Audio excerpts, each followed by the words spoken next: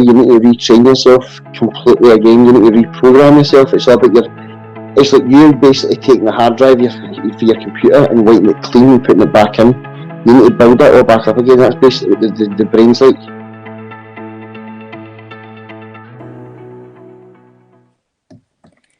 Hi everyone! So this is the first episode of our Mind Your Mindset interviews, and today I am joined by the one and only Robert Gillan. For those of you who don't know, Robert is my husband. So Robert, do you want to introduce yourself? You've just introduced me. Tell us a bit about yourself. I'm Robert, Steffi's husband, 29. Staying the same house as yourself. No, that's like, don't worry. I'm not gonna like grill you. Don't worry. Like, I know you're down the stairs, but I'm not gonna grill you. But yeah, obviously we had the discussion when I started this, and I said to you that I always wanted you to be the first interview because you're what kick-started the whole reason behind me wanting to do this. So do you want to tell us a bit about, so tell us what happened. So for those of you who don't know, Robert's actually got a brain injury. He acquired this brain injury through an accident. I'm just going to tell you just in case he gets a bit caught up. But yeah, so tell us about the accident. On the 2nd of May 2017, I basically just went to work and nearly never made it home due to an accident involving a 6-ton, but the weight is about 11.2 tons. Nearly 12 tons. Nearly 12 tons, crushing me. And that's when I got my brain injury, really. So what happened? What you said that it was crushing. What happened? What was it? What happened with the accident? Well, it came up my leg. I thought, basically, and we started at 7:30 in the morning. Like 7:30, we worked for, must have been 2 hours, 15 minutes, and then it came to 10:10, and I just remember kneeling down to tie my shoelace, and as I tied my shoelace, I felt something push against me. Like I was on one knee, basically, as I was going to propose, and I was on the one knee, and as I done that, I felt something kind of like pressure against my left leg, and as I thought it was the guys playing about, having a laugh, and as I turned to my left, I could see a massive dumper tyre. But you've seen the size of it yourself, so you know what size. When you try to describe it on camera, it doesn't really do much justice for it, but it was a big tyre. So I went to jump to kind of save myself, and by that time it was already halfway up my leg. And then gradually, slowly, what felt like a day only took 30 seconds. And it gradually came up my leg, onto the bottom of my back, to the tap of just below my neck, and then I heard a pop. Everything went dark, and I woke up. I think you probably know this better than me. I thought what felt 5 hours later in a CT machine in the Queen Elizabeth. My perspective of that day, it went really quickly because I got a phone call from your work. Obviously I missed 2 phone calls from your work, but when the phone call came through from Kirsty, that's my sister-in-law, it was, I think that wasn't long after the accident. I would say probably about 20 minutes at the most after the accident. But obviously you can't remember, but you obviously were taken away in the ambulance and taken originally to the closest hospital to you, which was obviously the Paisley. I think it's the Royal Alexandra Hospital it's called in Paisley. So when I phoned your work to ask what hospital you were in. That's where I got sent. And then I found out that, when you got there, they realised the severity of your injuries and transferred you over to the Queen Elizabeth so that you could be in the Neurology Institute. But so you can't remember anything between, hearing that pop as the dimper came up towards your head and then waking up in the CT scanner? No. Because I know that obviously, we know we've had conversations with Cookie, who, for those of you who don't know, was another guy that was there on the day, and he said that we were actually... All I know is, for that point, to the point of hearing the pop, all I know is what I've been told. I don't know. I don't know anything for myself. All basically knows what I've been told by others, and that's obviously, you mentioned Cookie, and it's only really Cookie I've spoke to since the accident due to legal reasons. But we'll leave that at it. But obviously, other than that, no, I don't. No, I don't. Even my time in the hospital, I don't really remember much of it. I mean, the time, I don't remember any pain the day, in the moment it, but I remember the pain slightly, the pain of being in the hospital. I remember the worst pain, I remember that. I remember two of the worst pains I had in the hospital, I remember, which was obviously the low pressure headache, which you remember that. Yeah. And the night before, I felt really unwell with what the diagnosis was bacterial meningitis. So obviously, when you first got to the hospital, they didn't realise how severe it was until the neurosurgeons had looked at your scans and realised that your skull was in bits. I remember the maxillofacial doctors coming down and obviously, looking over you, and I was there at that point. Obviously, I wasn't there. I was saying that. Sorry. Go back. I said I don't remember that. I remember. You remember this. You remember this as well. But I remember being in the CT room, and I remember waking up, and I remember the doctor saying to me that I'd been in an accident, but I still thought I was at work. I remember that, but I never felt any pain at that point.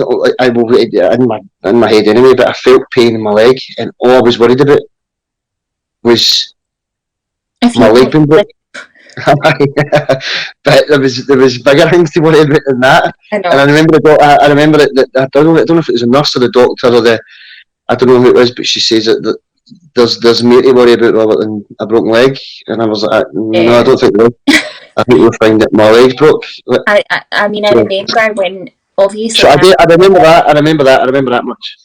I remember when I was obviously in the hospital because I was in, A&E in a waiting room just outside the resus, and I remember them coming out and saying, and it was quite a while later, and saying you obviously can go in and see him now.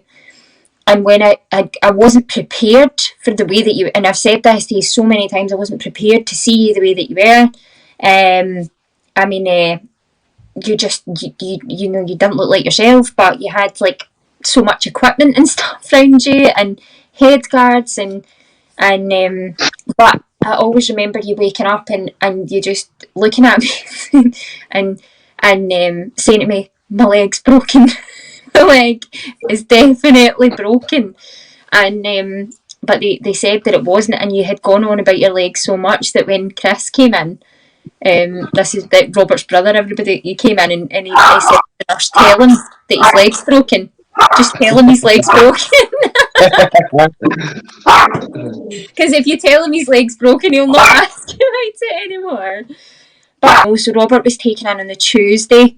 And then the Wednesday, Thursday, there were days that they were kind of monitoring him to see how the progress was. But it was I think the second day that he was in, that I actually got to speak to the neurosurgeons to see what was going on and see what their plan was, because I had heard a lot of chat from the nurses about wanting to do this huge operation, and he also had a lot of fluid coming from his nose and his ears, a lot of blood and fluid.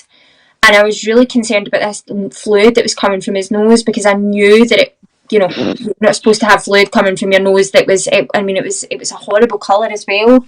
No, but they said that was normal. They said that was a normal. Yeah, so they said that was normal. The colour was normal, but then as it came to the Friday, they said the colour was a bit. Yeah, so the colour. No, to paint a picture, the colour before the infection took over was a kind of apple juice colour, and then the colour of it when the infection took over was like. Can you see me? Yeah. I can see. Yeah. So basically, day 1 and 2, when Robert was in the hospital, they were just monitoring him, and doing scans, tests, everything, and then by day 3, that's when, just like you said, the fluid that was coming from his nose had changed colour, and he became very, very unwell. And you remember feeling unwell, don't you? I think the Thursday night is when I felt no well, when you put me in the shower. That was when I felt no well. That's when I felt all the pressure coming to the front of my skull, and I thought I was dying. I think I said to you, actually, I'm dying. Yeah, you did on quite a few occasions, but that was bad. There was a few occasions in there that I don't know if anybody watching this will find this hard to hear, but there's a few times in there that I was but this is just the truth. There was a few times in there I just wished I had died. I didn't know what I'd do anymore.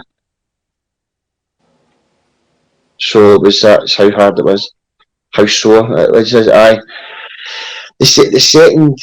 second week from that Thursday onwards was the day I could have threw the towel in.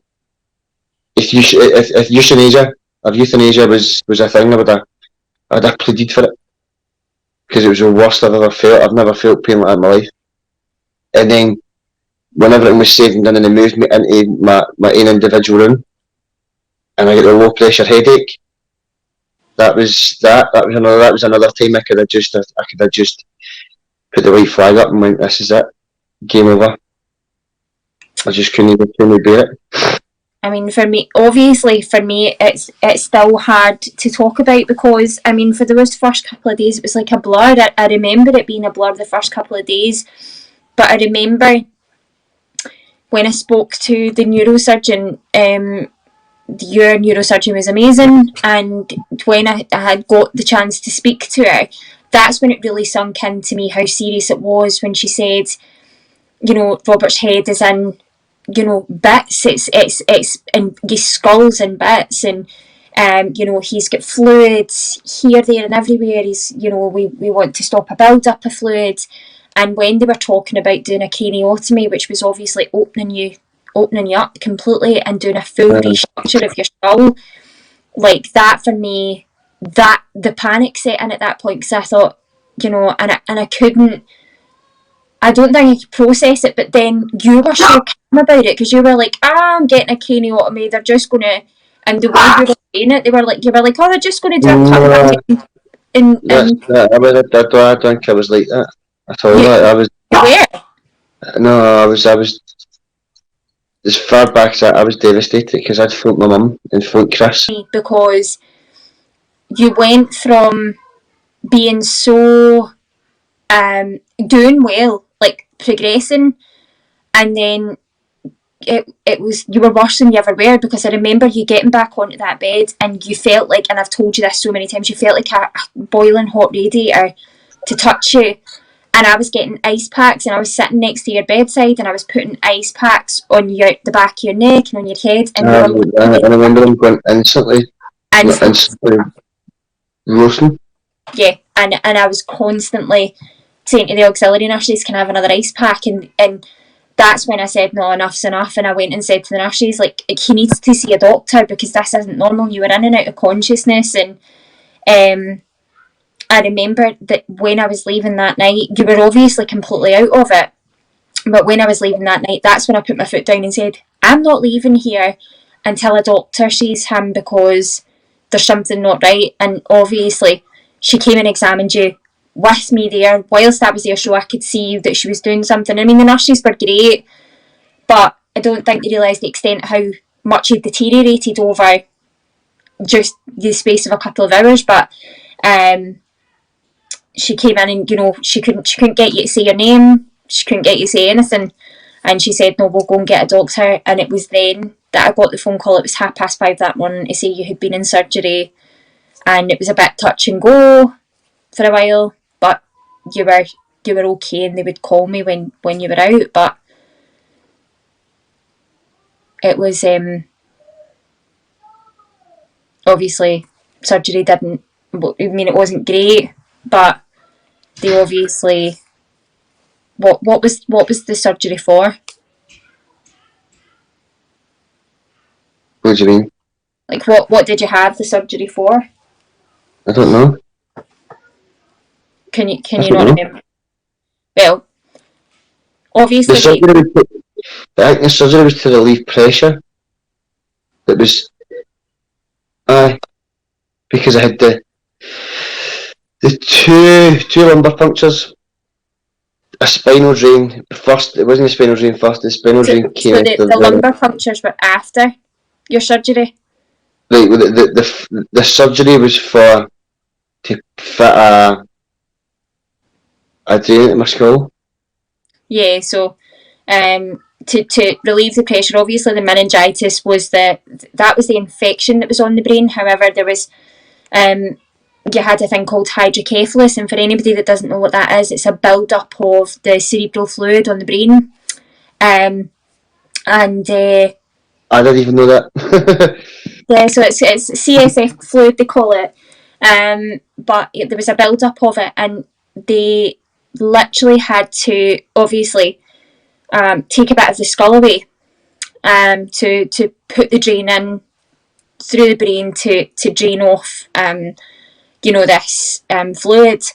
And when we got into the hospital the next day, obviously you were back in intensive care by this point, and they had shaved your hair, but they'd only shaved a bit of your hair. And I remember thinking to myself, I walked in and it just felt as if it was like one step forward and then a huge step back for you, because I walked in and just seeing you with the drain in your skull and the staples and, you know, everything. It was frightening just to see you lying like that. And I mean, you were again completely out of it, and it was then that I found out you had the meningitis. But you can't remember any of that period, can you, from then until... No. And how long after the surgery did you start to feel a bit better? Like, did you start to feel like you were getting back on your feet again? I don't know. I don't remember.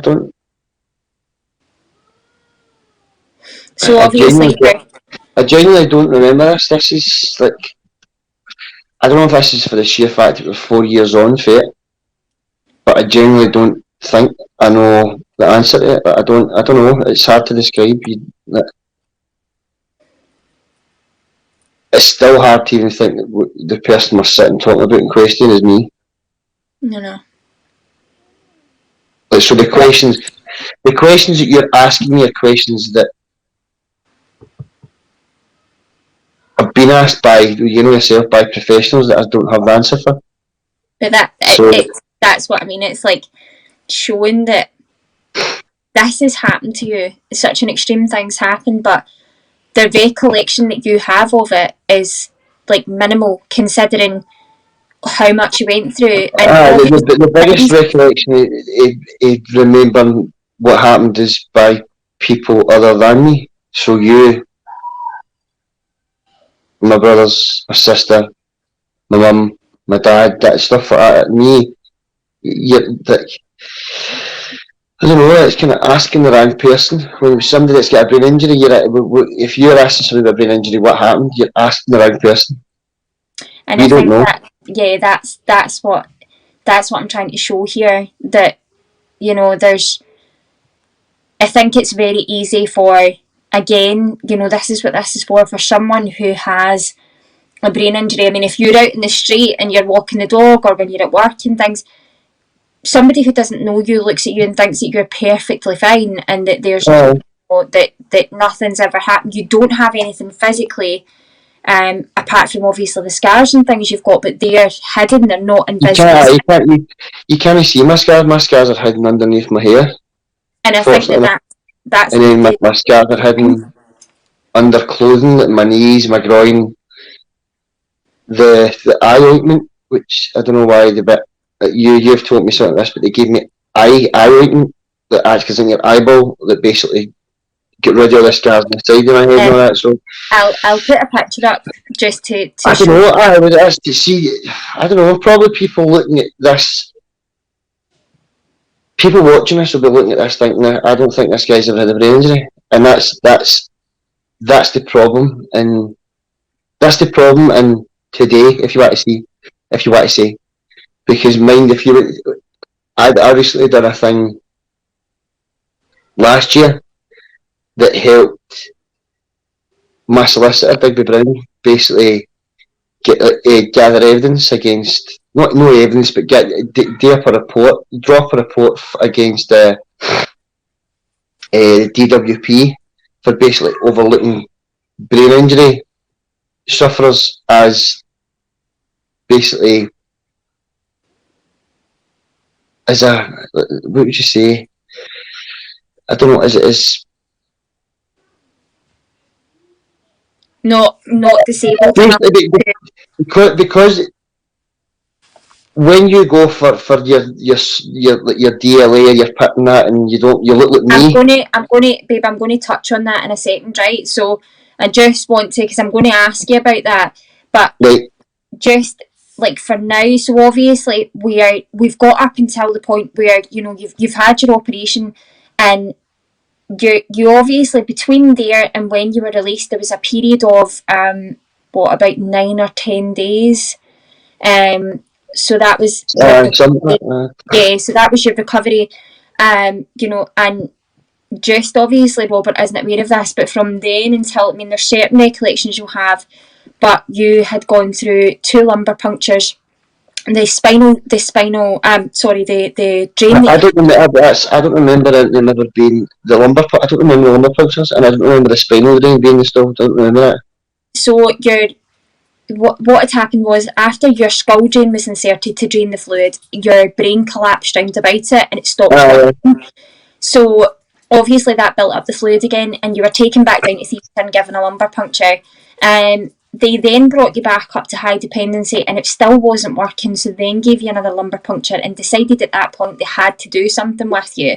And that's when they put the spinal drain in, which eventually that was the best thing that happened, because that drained the fluid. Mm-hmm. But from there, you know, so you got out of the hospital on day 14, you were released. But when you were released to go home, did you feel at that point ready to go home? Did you feel like you were fit enough and well enough to go home? When I get told I could go home, when I went for the appointment for my ear, yeah, I went to right after that, I felt I need to go home. I want to go home. I want to see my kids. Let's keep in mind, for the people that don't know, I want to see my kids, and I want to see my kids properly. Like, the way that your mind there in 14 days. So I wanted to go home, but when I got home, it was different. I didn't feel safe. I felt anything that happens, there's nothing here to save me. That's, I don't know if anybody can relate to that, but that's what I felt. I felt there's. I already encountered problems during the 2 weeks in the hospital. So who's to say if I encountered problems out within the care NHS, or with the hospital staff and my consultant, or nurses, or who's to say you could have done something to save me? Do you know what I mean? Not that I've not any faith in you, but But do you know what I mean? You didn't have but I agree, because that was my biggest fear when you got. That was it wasn't scary. It was daunting. Yeah. Scary and daunting are two different things, right? So and I think that was how it was for me, because I remember, obviously, for the period of time that you were in the hospital. So just to kind of give everyone an overview. So Robert left the hospital with obviously physiotherapy, because he was still obviously learning to get back on his feet. So he left with crutches. He also left with, obviously having damage to the front temporal lobe of the brain. So he then had a brain injury team in place who would be there for when he got home to help him with speech. His speech went really bad at one point. He was talking really slowly and things weren't making sense. You lost your sense of taste and smell as well. That was another thing, because the part of the skull that was severed, it was actually right around here. So you have a small pad here in your nose, which is where your smell is. It's your smell pad. So they were completely severed, which meant that obviously had no smell and no taste came along with that. Obviously, the smell will never come back, because those pads, the pad of the sense of smell is completely gone. I wouldn't say never. I would never say never. I'd never say. It just didn't give me any hope. I'm not going to say. I don't want to say that. Never say never, because obviously we don't do that. But also your hearing. So you lost the hearing in your 85% of my hearing. And I had an operation on that. It was the operation had I don't even know what it was called. I can't remember. So you had, do you know what? It's totally perforated eardrum. Perforated eardrum, that's what it is. Perforated eardrum, yeah. So basically, for those of you who don't know what that is, Robert's eardrum had turned inside out and started attaching itself onto the line of the brain. But the part of the line in the brain, that was the part that was recovering. So if the scar tissue, I don't know this much because I spoke about this with my surgeon at the time, and I was complimented this time because this was a year later. So basically, the tissue from my eardrum had attached to the tissue that had just started healing for the line in my brain. Now, if that had attached and kind of intertwined together, it would have opened up. Now that could have caused meningitis round 2, which would have been a lot harder for my immune system to battle and get ready. So that's the reason why they done everything possible to stop that from happening. Yeah, and obviously, but again, just to go back to this as well, to let everyone know, obviously when Robert took the meningitis, he didn't have to have the craniotomy because the meningitis actually saved him. So it actually formed a scarring tissue round about all the fractures of the brain, and it actually sealed off those fractures. But that is, it's kind of, in that scenario, it's 1 in a million. The meningitis should have actually been fatal, but in this scenario, the neurosurgeons, the doctors, and the meningitis managed to actually save his life. I wouldn't take this away for anybody, right? But I wouldn't say the doctors saved my life. I wouldn't say that because at the time when things were going bad,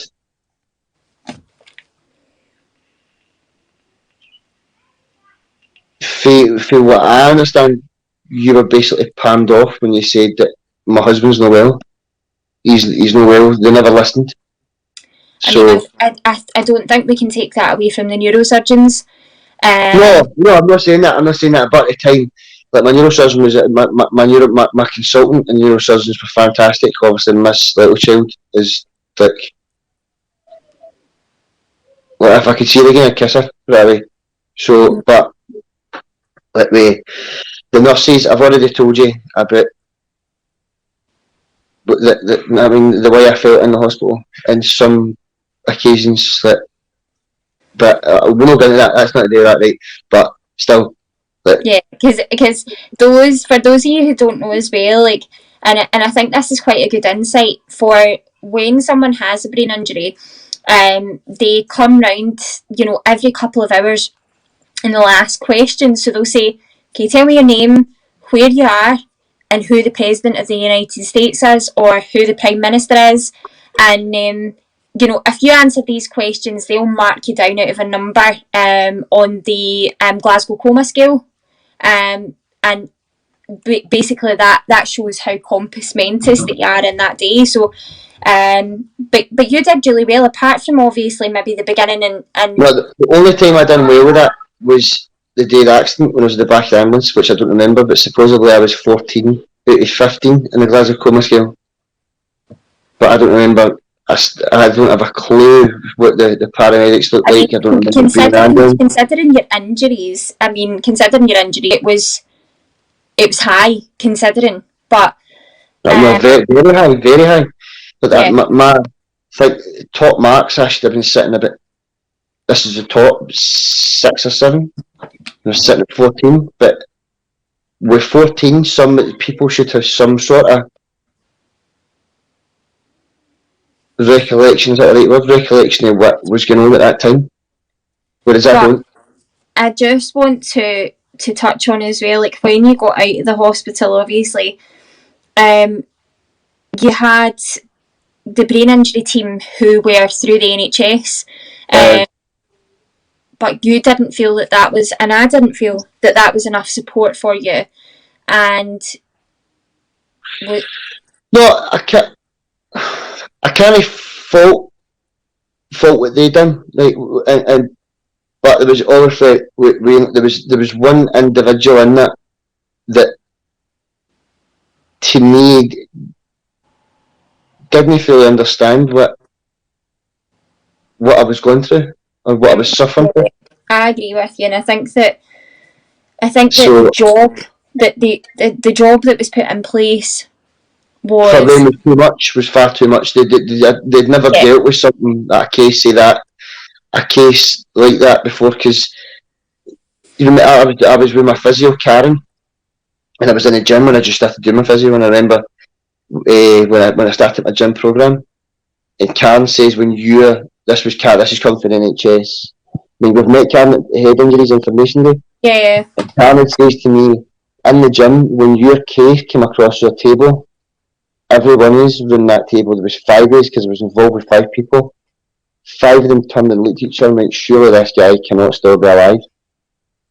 And that was the same, that was the exact same reaction that we got for the nurses inside the hospital. They went, we cannot believe that when you came in, you did not come in, went straight from A&E to resource, then for resource basically to the morgue, because it was the only thing that looked plausible. I can hand on heart say just now that without getting upset, that I did not think that when I walked in and saw you, and I got so upset, obviously naturally seeing you, but I didn't think that you were going to I didn't think you were going to survive it, and I didn't think you were going to walk out of there. And I felt as if every night that I went home and I couldn't sleep. It was just a case of I was just waiting for a phone call, and that was the worst thing about it. And when I got the hardest thing for me about it all is the hardest thing for me, I think, is actually what you're saying. Is I got to a point where I wished that was the case because of how much pain I was in, and that was horrible. Now it's horrible. Then it was the best thing for me, I think, because I couldn't cope with the pain. Like, every brain injury is different. Yeah. Some suffer for different pains and all that stuff. For a guy anyway, some got different pain thresholds and that. But with me, I don't think I get the hardest pain I could have got out of that. But it was the worst pain I ever felt in my life, and I just wanted it to end. And whether that be if I'd have left through the morgue, or I don't know. At the time, it was the best thing for me. I didn't want to. I couldn't fight. I had nothing left. I had nothing left in me. Let's keep in mind, the day of the accident, I should have been dead for that point, for the dumper. the dumper went on me twice, mind. So for the dumper on the second time, I shouldn't have. It should have been lights out and no return. There should have been no switch to turn that light back on. And it was, you were three times. Nah, 3 times I was resuscitated, twice the day of the accident, and then once the day the meningitis took over on the Saturday in the operating table. So, and we didn't know that until we didn't know that. We didn't know that until we got to my case manager, who is So that's what I also want to touch on, because obviously we're talking about the brain injury team. So that was when you left the hospital. That was one of the kind of rehabilitation that was in place for you, but that was the only rehabilitation that was in place for you. But talk us through. You said that you had 5 people involved. So what did each one entail? So what was each one for? At the speech therapist, Lindenshire. Was it on? Yeah. Right. Then I had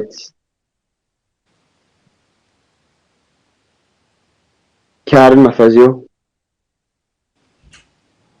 Was Paula my OT? No, that was a different OT. No, it was Jill. Jill was my occupational therapist. My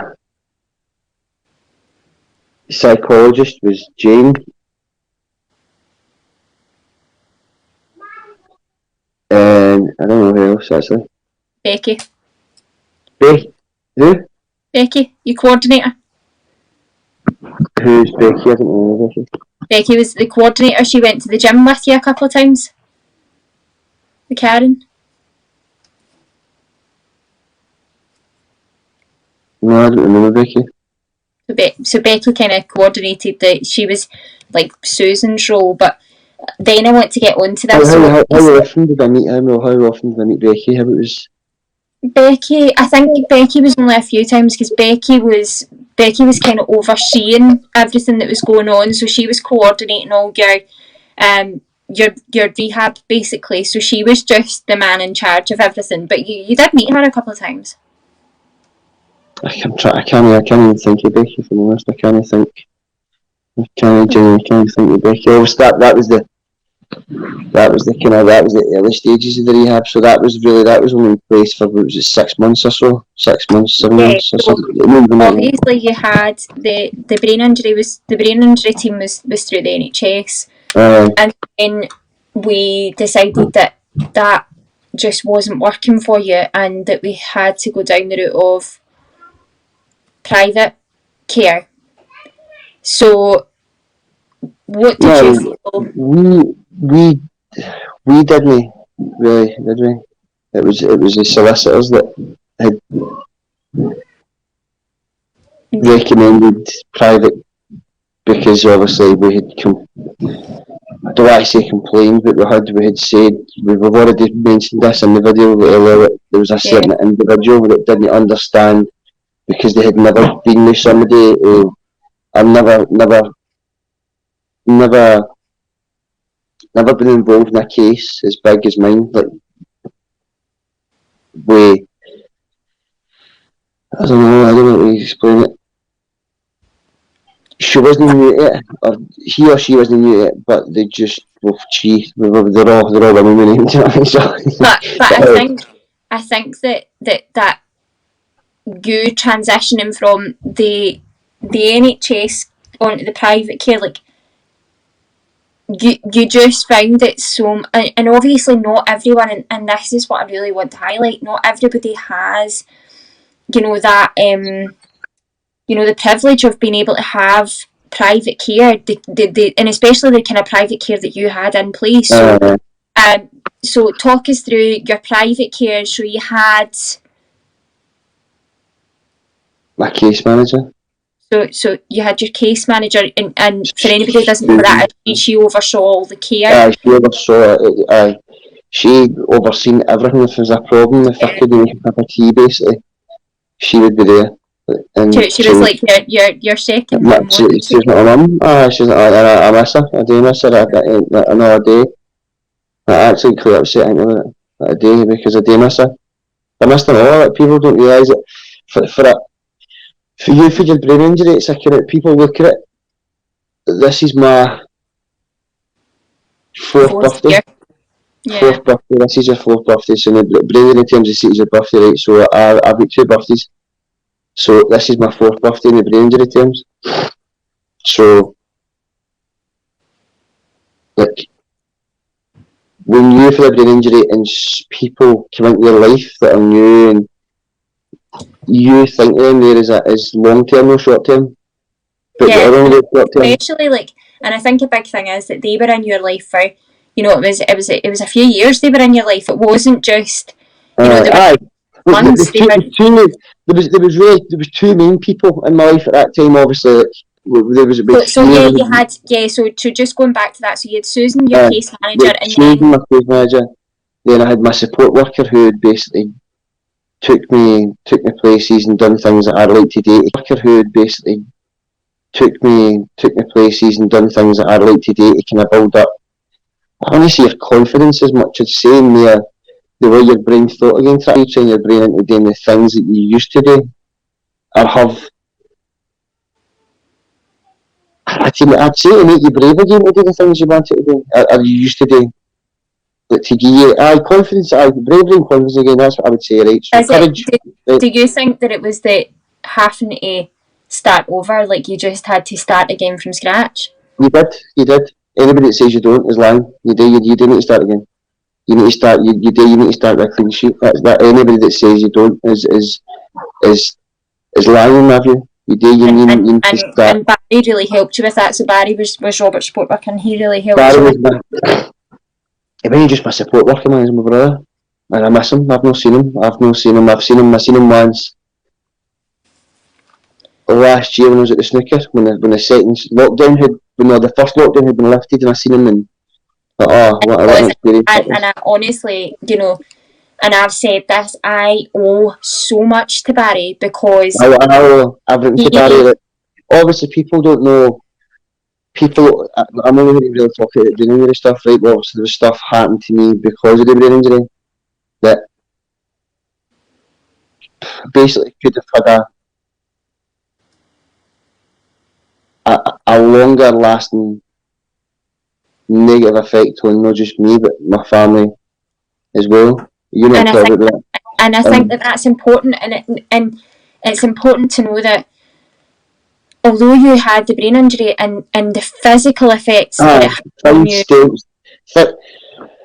If we talk about that in this, because we can talk about it if you want, because that is a part of what it is. Like with the brain injury, I'd lost so much in the brain injury. I'd lost my job. You lose yourself. You lose everything. As we just spoke about there, you need to retrain yourself completely again. You need to reprogram yourself. It's all about it's like you basically taking the hard drive for your computer and wiping it clean and putting it back in. You need to build it all back up again. That's basically what the brain's like. You need to build everything back up. You need to find stability and stuff again. You can't just you're getting into everything blind again. You might have some sort of idea of how it works, but you don't know fully how it works until you've actually done it again. So and that was obviously that for me, because of my line of work, I was told, that's what hit me the hardest. I was told that because of my line of work and because of my accident happening work, I get told I would never ever work again. In that sector, I'd need to find something. I'd need to find something that was less. Sorry, I'm quite little about scratching at the door.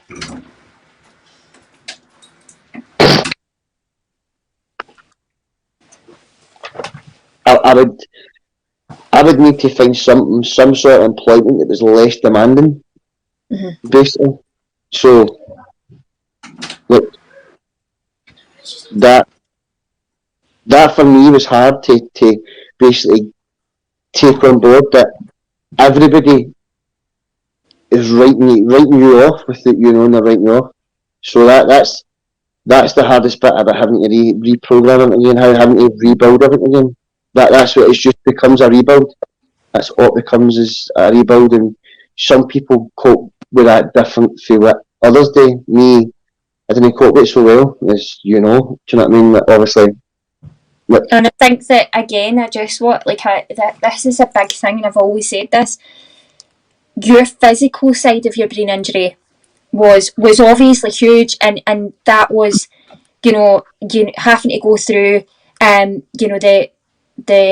speech and language therapy, the physiotherapy, the occupational therapy, everything that you had to go through, the neuropsychology. So that was obviously another one. You had a neuropsychologist through private. You had an occupational therapist through private. An occupational therapist. Yeah, so all the things that you had through the NHS, you then had to move on to privately. But again, Can I hear you? Can you hear me now? So the biggest thing from that I took away from that was that although that all this stuff was going on physically, you were struggling mentally. So obviously quite quickly you were diagnosed with post-traumatic stress disorder, anxiety, depression, and you didn't really have, and I felt not enough support in the terms of the mental health side of it, because although that you had a physical brain injury, like, you were mentally struggling as well, and that was a huge thing going forward. And I think that Barry, the mental side was the hardest part. The mental side, that was the killer in it all. That was the hardest bit, because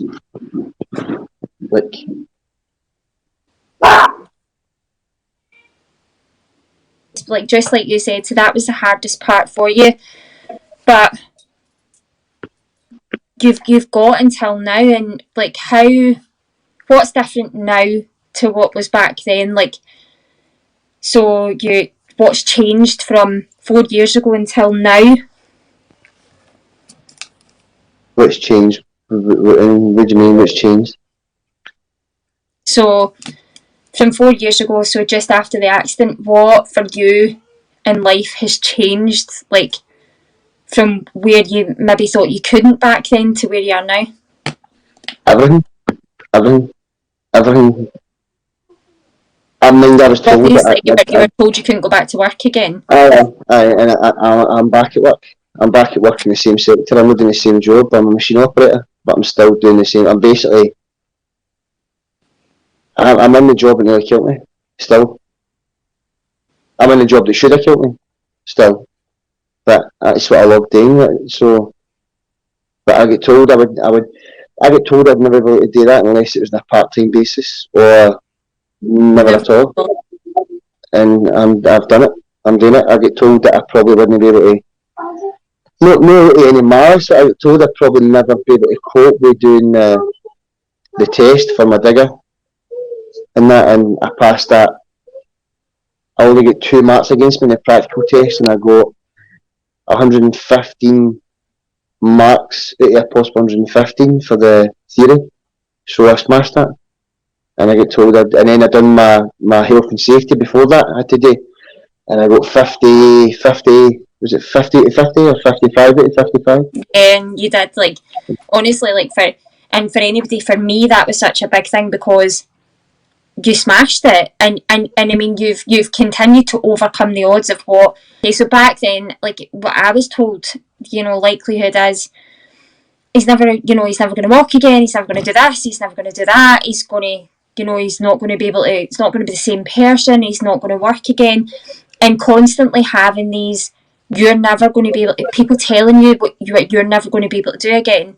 And obviously that had a huge part to play in the mental part of it. But a thing that you struggled with as well was when you had to apply for help, when obviously you weren't working due to the accident, you had issues when you filled out forms, and and just to let everybody know, these forms were in great detail of what had happened, obviously to apply for certain benefits and things that you were entitled to. What happened then? Like, just explain what happened.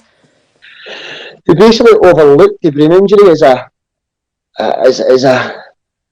an illness, disability, as a disability, because I don't look disabled, I don't sound disabled. That's it on a plate, and even though I told them that, or they had been told by I don't know her name, I can't remember her name, but David Brown, obviously. Danny told him that he suffers from PTSD and anxiety, depression. They were told her this stuff. It was all there. It was all black and white. In fact, my GP, the day they had my medical records, I said everything there, and it still wasn't enough. No, it wasn't enough. I never wanted to go and ask anybody for help, especially if I didn't ask the British system for help. I definitely wouldn't, because it's just, I mean, when they make you feel like that, why would you want to ask anybody for help when they just make you feel like and I think that was the thing. You're no worthy. You're no worthy of their help. But there again, you see no people that's getting help that really don't need it, and that's what deprives you of the help when you really need it. Do you know what I mean? And I think that's good for you to obviously share your experience of that, because I mean, certainly I know what it was like going through all these grueling forms, and everything was there, all the medical documentation was there, and it wasn't as if you were just saying, I have this and it was made up out of thin air, or it came overnight. And you didn't, I think the main thing to realise is here, you didn't want to go and ask for that help because you were a working man and felt when we went to that help. When we went to the last, when we went back, it was the third time we'd been back. They postponed it 3 times. We went back and I basically told him, the guy asked me a question, what was it? The guy on the pitch, it's like you're in a court. You've got basically judge, jury, executioner. That's what you've got in front of you.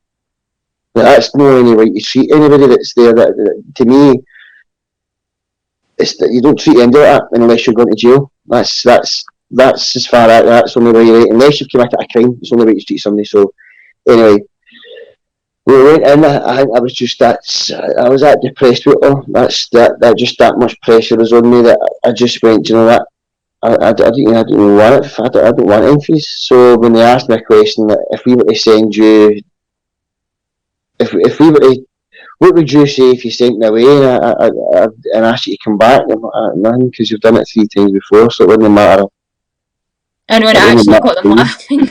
They actually laughed, but I wasn't laughing. I know. I couldn't have been any more straight faced, and I think when they noticed that I was dead straight faced and I was as serious as I could be, that's when they're kind of obviously the smiles and the chuckles stopped, and they went dead like, no, this guy is went through a hard time. He is serious. So it took for me to get to breaking point before they would help me. And I think I'm saying breaking point. I was already broke. They to see that I didn't want anything for them to go, no, we'll get it. When at the time when I needed it most, they wouldn't give it. But that's how I don't depend on anybody or anything for nothing. And that's the way I'll continue to be. I don't depend on the government or. But I don't know. But we're going to sway away from us actually being about brain injury here and talking about me paying tax. And so, but I'm not going to. But I understand what you're saying though, because for someone who worked and paid into the system for so long, and then to have someone say, well, actually, do you know what, we're not going to we're not going to help you. And especially in a situation where, and I think to myself, and I remember sitting in that tribunal room before we went in to obviously appeal your decision, and I remember sitting and looking at so many people and thinking, this is really, really, for someone who has extensive medical records to confirm that they are really severely unwell, to have to go through all this. How many other people sitting in this room, I mean, there was a lot of us, how many other people sitting in this room are in that same position? And I get that there needs to be checks and things done, and I understand that, but for someone like yourself and for other brain injury sufferers out there, to have to go through that whilst having to deal with the fact they have a brain injury on top of it, there needs to be something done about that, because that is just... But the way... When they ask you a question and you don't know how to answer that question, they basically mark that question as void.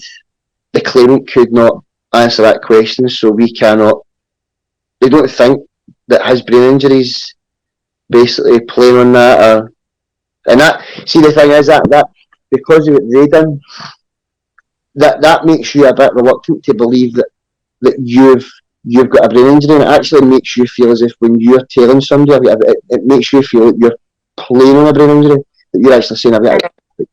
When that's not the case, you genuinely do. You've got. I've got a disability. Yeah. But that's a hard sentence for you, because for so long you used to say, I can't accept that I have a brain injury. Like, and I mean, we've said it. I don't accept it, right? I don't accept it. But I have. But whether you accept it and whether you go to it is two different things. It's you can accept it or not, right? But I have got a disability. But they didn't want to believe I had a disability. They only wanted to see what was in front of them. And that's the problem. And that's what I'm saying. That's the issue. And that's what we've said for so long, that there needs to be. If at the time I could have only seen what was in front of them, I'd have been happy with that. But what was sat across the table for them was a broken man that had nothing, that didn't have a job, he couldn't go back to a job, he was cut off, he was going through rehab, he looked at his wife and his kids and thought they think I'm nothing, stuff like that, and then they go and tell you, nah, you're no good, you're nothing.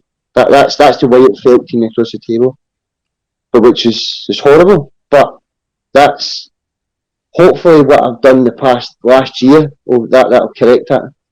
Hopefully, maybe no, but no. And I think that I just want, and I mean, I say this to you all the time, but I just want you to know that where you were at that point to where you've pushed to get to now is like, we see it and we've lived it. Like, we lived it with you, and we appreciate from where you were back then, like where you've came now, because you're back. We'll just see it. But after the accident and after all that stuff, and because everybody was telling me I'd never make it, I was listening to what everybody else was saying. I didn't go with my own thoughts and all that stuff. Everybody was telling me I'd never be this, I'd never be that. Obviously, we live in a family home. We've got our cars, we've got our kids. Do you know what I mean? Life's great, basically. That is great. Not everything's brilliant, but see, I've done everything I've done. I've fought I fought the brain injury itself.